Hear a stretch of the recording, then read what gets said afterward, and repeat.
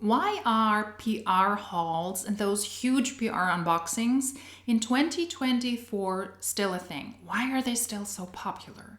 For research reasons, I'm on TikTok occasionally. I don't watch for personal reasons, find it quite stressful, but to do research for anti-MLM videos and to do research for anti-scam videos, I'm also luring there, taking a look at content at creators I might want to include in these videos.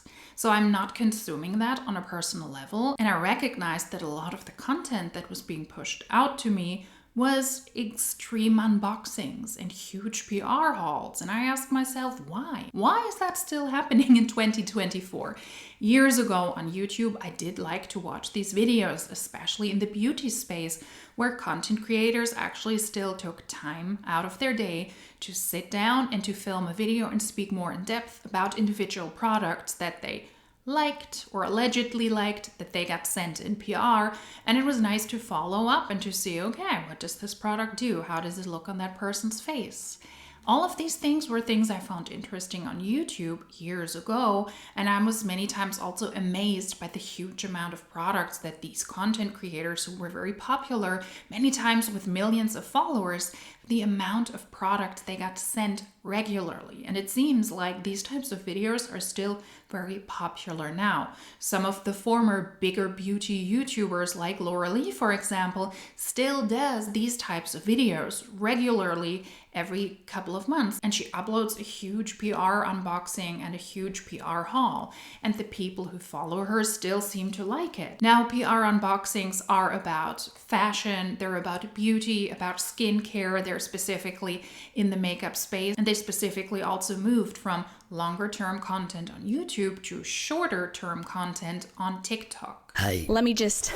Oh God. This right here is another month's worth of PR packages, and we're gonna rip through them together. And remember, my unboxings are fun, so don't scroll away yet. Where do I begin? Oh God. Okay. Oh dear God. I have over 100 PR boxes behind me. Oh my God. Let's open them up and maybe introduce you to some new brands, new products. This is taller than me. We have quite the haul this week. I'm really excited because this week we got a lot of luxury PR, which is always so fun for me. Here's how I got PR packages just like this every single week with less than 1,000 followers, and these are not going to be basic tips. PR is short for public relations, and companies, they will send out products they want to see on social media to influencers and to content creators who they believe have the target audience they want to reach. So the countries, for example, that the content creators cater to, and also the age group they specifically cater to. Those PR items, they're not sponsorships and they're not ad reads, they're not paid for, but a company sends out products for free to content creators in the hopes that they will make a video about the products and that they will occasionally show the products or speak about them in some of their content. There is no guarantee, of course, when you pay a content creator to do an ad read, to do a sponsorship, you're guaranteed to get positive feedback from that creator because it is advertisement. They're getting paid to speak about the products. You give them bullet points, and that's how this works. But in PR, you spend a lot less money, and you hope that the influencer might include some of the products in their videos and speaks positively about them so that their followers can see the products that you as the company want to sell. And exposure that way is a lot less pricey for a brand than paying an influencer or running a full campaign on social media or also on mainstream media. If companies have a smaller marketing budget, that can be a good way to still promote their products. Brands send out products for free to content creators to regularly show the newest releases, and the content creators, they receive products they can use and make content out of. So there's a beneficial relationship which works both for the brands and also for the content creators who have products and content they can talk about and they can show. I would say that there are almost 3 subgenres to this topic. One is those massive, those huge PR unboxings where you're just baffled how many products people get sent and they want to unpack in one video. The second one is giving tips and tricks to micro influencers, so smaller influencers, how to get on PR lists of companies. And the third are the luxurious unboxings with unimaginably pricey pricey products. Some content creators have stepped away from this PR cycle, and I believe that Samantha Ravndahl, a Canadian beauty influencer, was the first one who spoke up about this publicly and asked to be removed from most PR lists because she had various reasons for that, and we will get into that in a second. But she asked, please take me off these PR lists. It is not beneficial for me anymore. It is not beneficial for you. It's not beneficial for my audience. Please take me off your PR lists. Whenever you have a huge trend like the PR unboxings, you also have at some point a counter trend like Samantha speaking up and saying, please take me off the PR lists. It is too much. And that's why I ask myself, why in 2024 do we still watch these videos? Why are they still around? If you watch PR unboxings and you enjoy them or you don't enjoy them, I would love to understand, why do you still watch them? Why do brands still send out a lot of product, and why do content creators still do these types of content? With these massive PR unboxings, these huge, almost comical unboxings with product over product over product, I believe it is rather well explainable why this might still work in 2024. Those types of videos are very clickable, especially on TikTok. The thumbnail is interesting. You see all of those boxes. It is very attention grabbing. Ooh, what's going on there? Why does this person have so many products, and what did they get sent? And in that case, if there are eyes on the videos and the products are being exposed to that person's audience, then those types of videos are still good for a content creator and also for the brand. Because it is still impressive if somebody is sitting in a room stacked up with boxes to the ceiling, or they show us the mess they have created with all of the trash, with all of the waste lying around in that room, and then with all of the products they got sent as well. I do understand why this can be quite appealing for an audience and why they would want to click on a video and why they would want to watch it. Then again, there's this other side where I ask myself, besides the content being clickable, is it also something that is interesting to watch? And I would say not necessarily, especially those videos on TikTok. Maybe it's my age. I'm definitely not the target audience for those types of videos and for TikTok. Those are not interesting to watch, in my opinion, because people go through so many products, they don't even have a chance to show them all so that I can see what type of products you're showing into the camera. How am I able to follow this, and how am I able to focus on the product?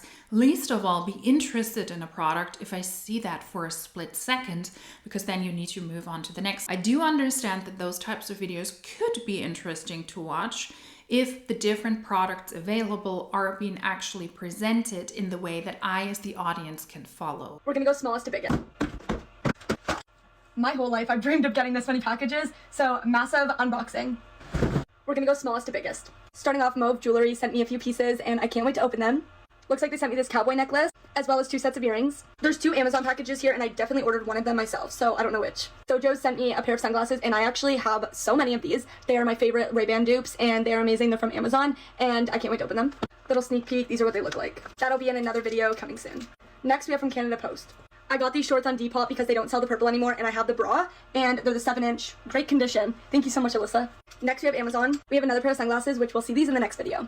Amino Lean energy drink. I've been going to the gym a lot and I needed a bit of like a pre-workout, but not necessarily a pre-workout, more just like an energy boost, and this has the best reviews. I've heard amazing things about it, so I am drinking my salty hydration drink right now. Those types of longer videos that are also available on TikTok, I think can be quite beneficial if you're actually looking at getting information about the actual products, about actual product advice. Does a creator already have experience with those? Did they do well for them? Did they not do well for them? What do they like about those products? What do they not like about this? Then some of the content creators might also use some of the products they get gifted to send out as a prize game, as a way to give back to their followers, and that is what a lot of people still appreciate. Laura Lee, for example, still does that regularly in the videos she uploads every couple of months, and her followers really appreciate that. They appreciate that she takes her time, that she goes through the actual products, that she gives feedback, that she gives information on these,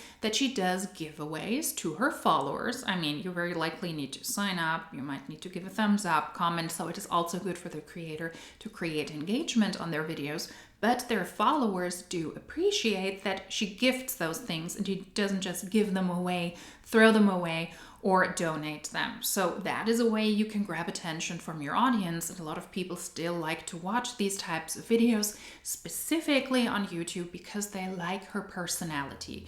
I think that a lot of people do watch specifically YouTube videos because they do like a content creator's personality, whereas on TikTok it is more about the content. You can get a following on TikTok rather quickly, but then also the interest is lost rather quickly as well. And I would say it is not so much about the actual content creator, about their personality, but it is rather about the content that you go through quickly and you move on to the next TikTok. Like a rat in here with all these boxes. So today we're going to be filming a PR unboxing, one of your favorite videos. Also, there's going to be a 5-winner giveaway in this video. I like to give all this stuff that I don't use to you, my viewers who have been with me for so long. So to enter the giveaway, be sure to subscribe to my channel and leave one comment down below. And guess what? You will be entered to win a big old box filled with makeup. With that being said, let's not waste any time. Let's unbox. If a huge unboxing video shows a lot of product in a rather quickly paced manner, I'm out. It is not for me. Maybe the short-term unboxing content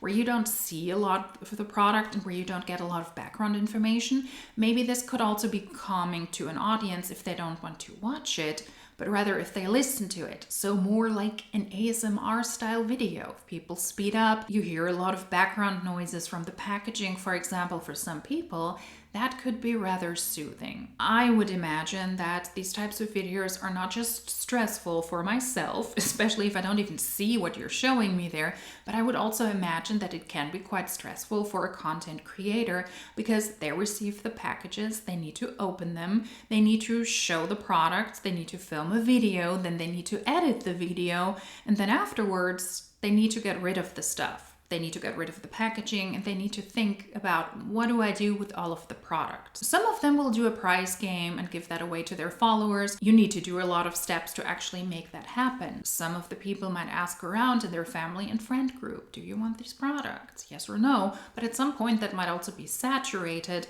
And then you might also be able to donate products, especially fashion items, for example. But then you need to collect all these items. You need to drive somewhere. You need to go somewhere to actually donate them.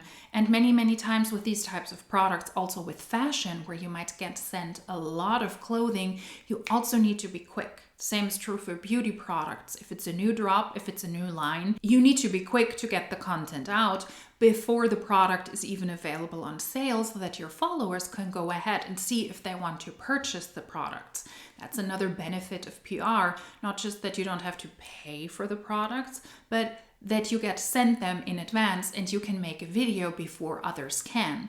But then it's a PR haul, so it is likely that other content creators also have those products and get sent those products. So you're also battling those because you want to be one of the first to get the content out for your followers to see the product and maybe get your opinion on these. And then after all of that is done, you also need to clean up. You need to clean up the room, you need to get rid of the products, you need to recycle, you need to get rid of the trash, of the waste. And I understand that that is a luxurious problem to have, but still it sounds stressful to me. Especially if you get sent a lot of stuff in a rather short period of time and you are expected to display the stuff, for example, in the fashion sphere rather quickly. So everyone knows that influencers get a bunch of free stuff, but I don't think people truly understand the amount of stuff that you get for free when you're an influencer. At least I didn't before I started making TikTok videos. I had no idea, but I just wanted to share that. This is a box from Revolve. Revolve Gifting, to be more specific. I did not pay for anything in this box, and I don't have millions of followers. I don't consider myself some huge influencer or anything, but this is everything that they gave me for free.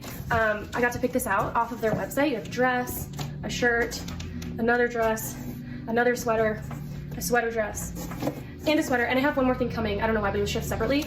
But I don't know if I should say how much money Revolve gave me to spend on their website, but it was enough to buy all of that stuff. And Revolve is pretty expensive. And this is not just a one-time thing. They literally said, remember to email us next month to get your next month's gift card. So this is a monthly thing. And so that just makes me wonder, people who actually do have millions of followers, how much stuff are they getting? Because this is mind-blowing to me, and I don't even think I have that many followers, so. Something I found shady and I recognized already years ago, also revolving around Revolve, was when content creators, they sold clothing gifted to them. Not this person here, but it is something I recognized in the past, specifically on YouTube, when content creators made a weird short announcement video that they would drop a new sale on their Poshmark or on their Depop. They would resell some items, and many times they would resell most of the stuff they got sent in PR from Revolve. And that is something I simply find wrong. I do not know if the companies are okay with that, if Revolve was okay with that, but I would say if you get sent stuff in PR, this is for you to use and to show, and not for you to resell. A lot of those creators who get sent stuff regularly, it's so much clothes you cannot wear that for the life of you. I get that. They only kept the things that were in their size and their style that was rather fashionable at that time, and they sold the rest of the stuff. And if content creators did that, it would leave a bad taste in my mouth. It is kind of an unpleasant bewitchment when you get sent stuff for free and then you sell that to your impressionable young audience. Content creators who are still around, like Carrie Dayton or Sierra Schultze, for example, I think they did a really good job because they separated between products they got gifted and between the products they themselves bought. So if they get sent stuff in PR, they would donate these, and if they themselves bought clothing, then they would also resell them, which I find is a good way about it. But that is how I, for example, learned about Revolve. Yes, it was products sent to content creators, but then they resold most of the stuff. The other type of subgenre is connected to micro-influencers. Everything concerning content creation was popular years ago on YouTube because a lot of people wanted to be YouTubers and they wanted to make money there. And I think all of that has now moved over to TikTok. So it's pretty much the same story, that all of the feedback, all of the information you can give on content creation now specifically on TikTok is something that is still interesting, specifically to a younger audience who would love to work in that sphere. And who doesn't like to get sent stuff for free, right? It sounds so nice. So I do understand why tips and tricks for micro-influencers is something that still hits a nerve, even with really, really basic tips on how to get on a website, for example, where you might get sent stuff for free, or on apps who provide that service as well. Talk about how you can get some free PR. This is coming from someone who gets free stuff quite bloody often. And I'm a nobody, so anybody could do this. There are literal apps and websites that you can sign up for. The whole goal is they want you to review their thing, meaning you get free stuff. All you've got to do is make a video about it. The main two that I use called Aspire right here, and then Caption, I think that's how you say it. But yeah, I use these two. Whenever I see something that I want to use or a brand that I really like, I just go in, fill out a little form, and if they accept you, they literally send you the product. It's that easy. I don't even have to apply for things. They just send me stuff. I'm assuming that's how Lancome got my address, through Aspire. Go do that and enjoy all your free stuff. If you've ever wondered how UGC creators and micro-influencers get sent PR, I'm going to show you how. Most popular is this free online platform called Aspire, and they have tons of well-known brands that are looking for content creators. Each brand will give a brief of who and what they're looking for, what they're offering. Some are even for paid collaborations. It's so easy. You fill out all of your info to apply, and the brand will review your application and reach out with an offer, or you might just get surprised with products in the mail. Pro tip, some brands even have their contact info below. This is one of my favorite ways to try new products and connect with brands. Let me know if you'd like to learn about more of these platforms. Or more complex questions like, how do I get recognized by brands? How do I post? What do I post to get recognized by companies that might send me stuff? And how do I get on their PR lists? Here's how I got PR packages just like this every single week with less than 1,000 followers, and these are not going to be basic tips. First, you need to make sure that your profile looks attractive to brand managers. I still do this on my own Instagram. My first 3 posts are branded style content where I'm showing my face. Brands want to see who you are. They actually want to see real faces using their products, and so if you're a small creator, this is a really great way for you to stick out. So you don't want to pin videos that have the most views. You actually want to pin the videos that are going to attract the most brands. Number 2 is not sending the same exact pitch to every brand and making them as unique as possible. By the way, I just got these earrings from Ana Luisa, and I'm so obsessed with them. I did not know that they were the brand to go to for like budget-friendly jewelry, and I love these. I have a bunch of pitching email templates in the link in my bio, but ideally you'd want to message them and kind of be like, hi, I've heard really great things about your acne products, and as someone who suffers from acne myself, I share my journey on my platform, and I think your product would be a great fit for my audience. Number 3 is pitching reaching, and volume. I know people don't want to hear this, but brands are probably going to go see or not even see your message, and so the only way to combat that is really to reach out to as many brands as possible. You want to work with brands, you have to put in the work. I was putting in at least 1 to 2 hours every single week just DMing brands or finding emails and working on my pitches. I have a list of branded emails in the link in my bio, but I also recommend that you check out this website called FU Pay Me. You can basically search up brands that have worked with creators that are very similar to your following or your stats. Toggle your search to find brands that are willing to do gifted partnerships for creators that have 3,000 followers and under, and also have at least 4-star reviews. It also works for paid partnerships, so you can actually see what creators around your stats are being paid for specific brands. Go and check out my page for more beginner-friendly tips, and check out my resources in the link in my bio. And the third subgenre, in my opinion, is not necessarily just about the products. It is also not necessarily about the amount of product that people get sent, but when we're talking about luxurious unboxings, I would say it has a lot to do with the lavish presentation of the products, because the presentation, the PR boxes themselves, they look as luxurious and as pricey as many of the products are. For designer bags, for example, for jewelry, for high-end makeup, or for perfume. And additionally, it is also, of course, about the individual products, but it's rather about the exclusivity around them. Watch me do a €2,000, £2,000 unboxing, and then you have like 1 or 2 items. So the fact that people get sent products that are rather pricey from a very well-known brand is something that is still rather appealing to watch. Although I do question how successful these luxury unboxings are when we're taking a look at TikTok, for example. How likely is it that somebody who unboxes a 4,000, 5,000, 6,000 euro pricey designer bag from Fendi or from Dior or from Louis Vuitton, how likely is it that they will see a return on investment because they're able to sell a lot of these products because somebody watched it on TikTok? A lot of the people there are rather young, they don't have the money, they might need to reach out to their parents. So I'm not sure if the luxury brands will actually sell a lot of products, but it is a way to display exclusivity, which is very much on brand for those luxury companies, because a part of their appeal is maybe the quality of the products, the brand itself, which has a certain standing in this day and age. If you like Dior, you like Dior because you like the brand very likely, and also because it has this air of exclusivity, because not everybody can afford it, and you're part of the small circle of people who are able to buy those products. And here is a content creator who can show you what a luxurious brand this is, and if you're lucky one day, you also might be able to afford this. So with luxury unboxings, I think that maybe there's a different approach to these things. They're not as hectic, they're not as packed as those massive PR unboxings, but they're also for sure a very specific breed in this subgenre. We have quite the haul this week. I'm really excited because this week we got a lot of luxury PR, which is always so fun for me. I think we start with Carolina Herrera. They wrote me a note. I hope you enjoy your new initial bag. This is so cute and I'm obsessed with the color. Thank you, Carolina Herrera. Next up, Miss Dior. Sent me some bath pearls, candle, bath bombs, and the Miss Dior perfume. Best loafers ever. We have Todd's next. Even the box is beautiful. Wanted you to have our new Kate loafers. I already know I will be wearing these every single day. Next up, we have Tiffany & Co. They sent the cutest little heart tag earrings. It's this beautiful necklace, pearls, the heart tag, and a little diamond. Let's do an end of year PR unboxing because this is actually insane. Okay, let's start off with the biggest one because I've been literally dying to open this. This is so, thank you so much. This is such a sweet card. Oh my gosh. Stop, this is the most beautiful cashmere blanket. This is the other side. This is perfect. Okay, Ralph Lauren. This is so cute. Why is it so cute with the little bear? And this one, oh my God, I love the neckline on this. Wait, stop. This is actually one of my favorite things in the entire world. It's a robe. It has the little bear on it. Burberry Goddess. It's so good. You guys need to give it a try. Shut up. Stop. This is so cute. I feel like I need to plan a little trip to London like this with a black trench coat. I'm obsessed. This is Tom Ford Beauty and I already peeked at this. And if you guys know anything about me, you know that I love to smell like a sexy man. And that is what this fragrance is. So good.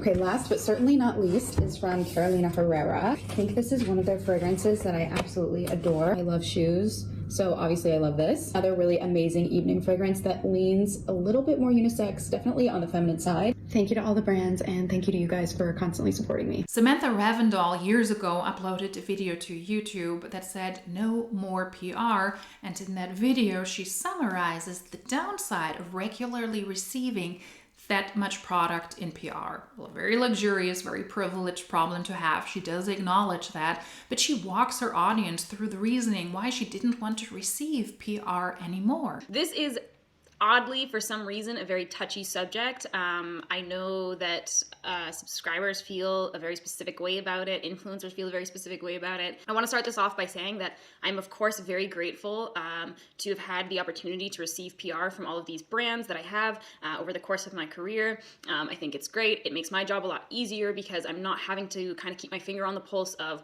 what's being released. Everything's just kind of showing up at my door so I can review it for you guys and get videos out as quickly as I can to kind of help you guys make your purchasing decisions easier. But before we move into this, I really do want you guys to recognize the fact that PR is 100% a business transaction. It's not because the brands just really like these influencers and think they're great and talented and all that kind of stuff. It is just, it's part of their marketing budget to send out products.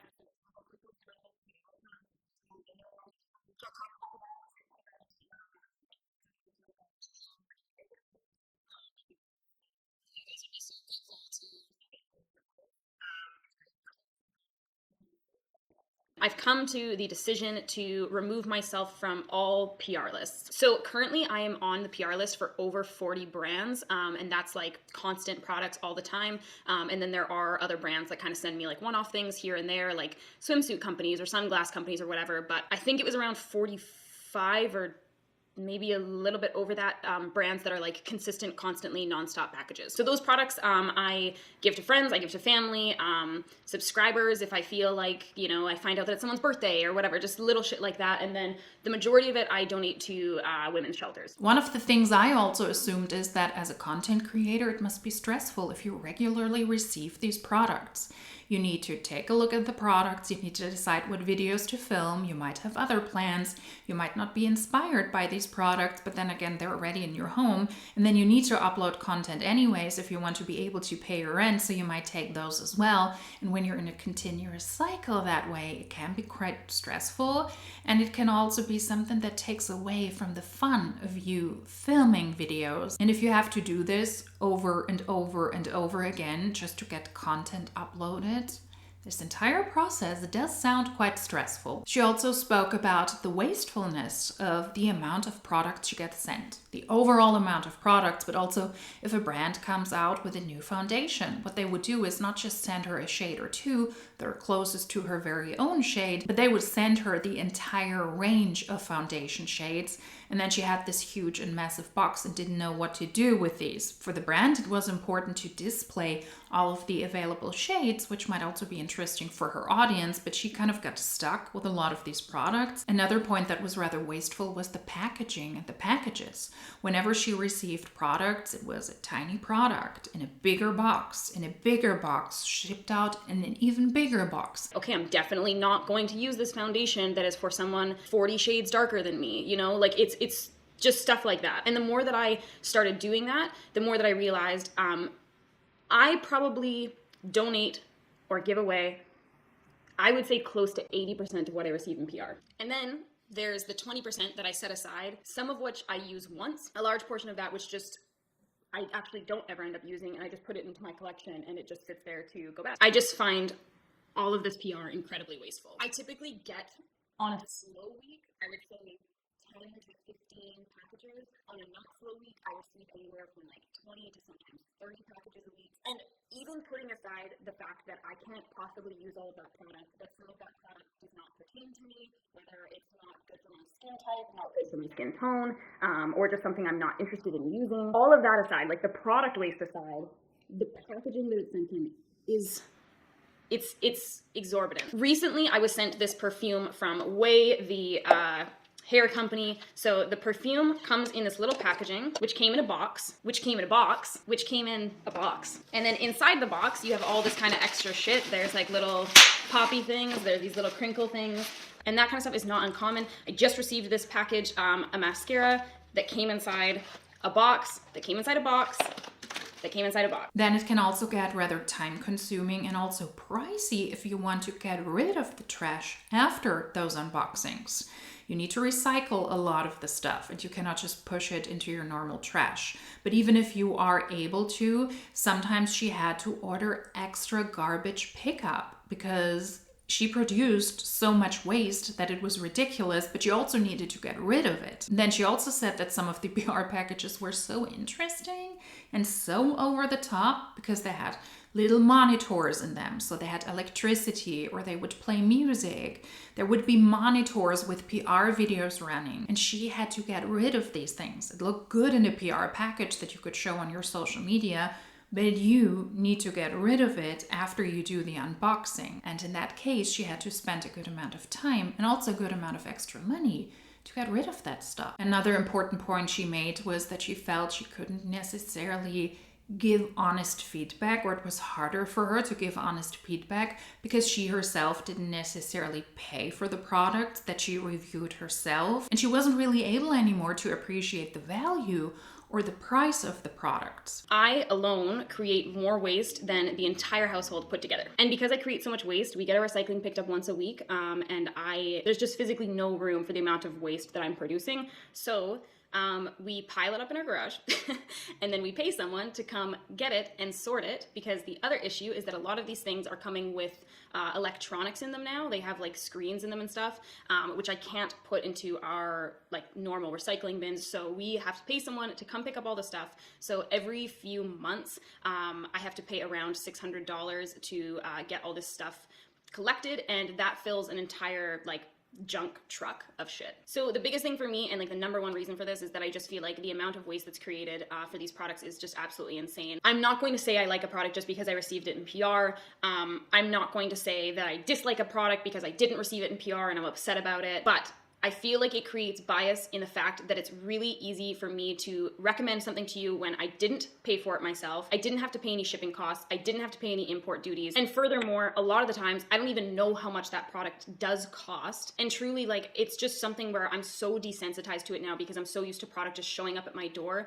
that it has no value to me in my mind. Whereas when I go buy something, I do find that I'm more critical of it because I know how much it cost and I know what I had to pay for shipping or for import duties or whatever, stuff like that. And it does shift my opinion of the product a little bit, and sometimes a lot of it. So that is something that I've been trying to be more conscious of. And the more that I go to kind of start ordering stuff myself, the more that I start to think about it and how much that really does impact, how I feel about. From a content creator's perspective, I would also question, are these products actually free products?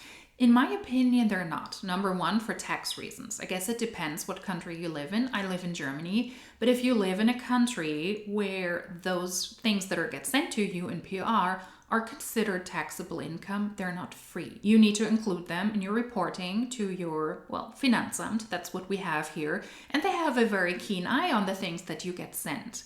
Because the people working there, they're not stupid. So you cannot hide if you get sent products, because if you make content around these things, if you get gifted trips or actual physical items, you know what they will do? They will just watch your videos because your content is publicly available. It doesn't make sense to hide those products, for example, because people will stumble across them and you might be up for a pricey surprise. And worst case, you might even end up in prison. And nobody wants that because they get sent a mascara or a concealer in PR. So from a tax perspective, these things are not necessarily free, and depending on the country you live in, you might want to check that. Influencers get free things, but for me, they're not free. Basically, where I live in Germany, whenever I get sent something like this, and I have no clue what it is, we need to tell the tax office what we got, and then the tax office takes how much this is worth. This is a Dolce & Gabbana t-shirt. I don't know how much it costs, $200, $300, $400. I have to tell the tax office, yo, I got this Dolce & Gabbana shirt for free, and it costs like $400. And then a part of that gets taxed, and I basically end up paying 43% income tax on whatever this is worth. Let's see what this one is, because who knows? Maybe this ends up costing me $100. But wow, this is fancy. Look, you can see yourself. Ooh, damn. Gucci making sure I smell nice. So basically, whenever we get free stuff, it's not free, it's just discounted. And for American influencers and stuff, it is free, no one cares. But Welcome to Germany. Woo! Besides the financial aspect, I would also ask myself, are these products really for free because a brand just sends them out because they love me so much? The answer is no. These products are connected to a certain expectation that you as the content creator actually occasionally show them on your social media. If you never show those products, you will very likely be off the PR list rather quickly. Some brands might also take you off the PR lists because if you don't speak positively about the products, where's the use, right? So they're gonna take you off that list as well, which is their prerogative. Some companies don't care, they just want the exposure, and they even appreciate it when content creators give honest feedback. It is rather difficult to get on PR lists, but it is rather easy to get kicked off them again. So no, those products are not free. Do you think that PR hauls, content-wise, will still be a thing? I'm not sure about this. On the one side, I think that as long as companies do see a return on their investment, they will continue to send out products. And as long as people still watch these videos, content creators will still receive PR and make videos about that. So in that sense, we might still these PR unboxings. But then again, the tone of the social media industry has changed so much. We do not really see people sit down and talk in depth about products that they enjoy, where they get sent those products in PR. The content is now very short term on TikTok. Many times you're hardly ever able to see, what kind of product did you just show me there? At least that's what I think, because I'm of a generation where that is rather stressful to me, and I don't really understand the appeal from an actual product side to watch these videos because I don't learn about them. If I cannot even see what kind of product that is, and just a brand is being mentioned, then I'm not going to watch these in depth. We hardly have any hair care or makeup or skincare tutorials anymore, and I think if you like to watch PR hauls or you liked to watch PR hauls from that side, then that type of genre might rather die out because less and less people do these more in-depth videos. I do believe that PR will always be interesting to smaller creators, no matter the platform, because they don't need to pay the products themselves. You might keep taxes in mind and you receive them rather early on, so it's good for content, and a lot of people appreciate that. The content creators, they will very likely make a video about this because they're so excited that they got sent a product. So I do see that that genre is also not going to die down. And when it comes for the luxury unboxings, I'm not sure. Maybe people still like to watch these types of videos, but in 2024, we have a lot of conflict in the war. We're in a recession. Money is tight. How many eyes in this day and age are still on luxury items? And those people who can afford those pricey items, do they really go on TikTok to get inspired? I'm not sure about this. I would like to know your opinion about this. If you have watched PR unboxings before, do you still do that? Do you currently watch them? And if you do, what is appealing? And if you don't watch them, why don't you watch them anymore? What's the reason that you stopped watching these types of videos?